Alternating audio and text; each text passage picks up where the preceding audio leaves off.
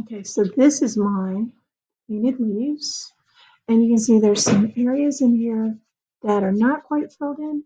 I really like the effect, and I think it's really kind of nice the way that's kind of blank. So my paper's nice and dry.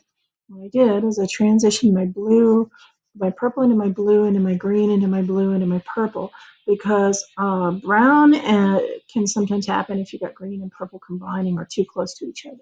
So it's not a rainbow or anything, but I've got the purple and then the blue and then the green and then backwards from blue to purple to blue to green. So we'll see how that turns out with a little bit of water. And if your paper starts getting bumpy, you can always flatten it under with a heavy book. Here we have the basic colors in there. I kind of liked kind of doing a little bit of a not so perfect job.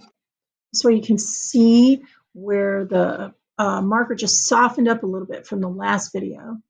And you can see that Jen is working on hers, and it's softening up very nicely. Now for our last touch, we've got to make sure that our papers are nice and dry. She sort of feels like the red is sort of taking over everything. But honestly, on the cooler colors, I think it was a little bit harder to get them to spread around into each other. But I think it's a nice sort of blotchy effect. Got some water droplets and stuff here that can look really cool if you've got some thick marker. So I think it's a really nice effect. And then what we're going to do, we're going to go over our pencil lines. You can either use the black marker or black crayon if you have it. We're going to go ahead and go over ours in permanent marker so that you can really see it. We're going to go over our veins and our tree branches and re-outline those in permanent marker. Here's our finished results. And this is with the outlines. I decided to make my branches a little bit thicker.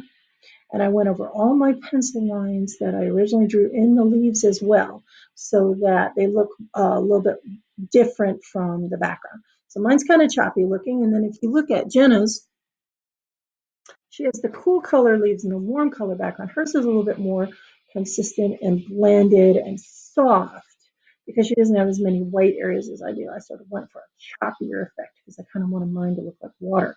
But her leaves look very much like, like a jewel-like color because she's using the cool colors. So you've got to make your decision, and you've got to make sure that you put your name on it somewhere so that when we bring it back to school and we put it back up in the classroom, that they look really cool. We know whose is whose.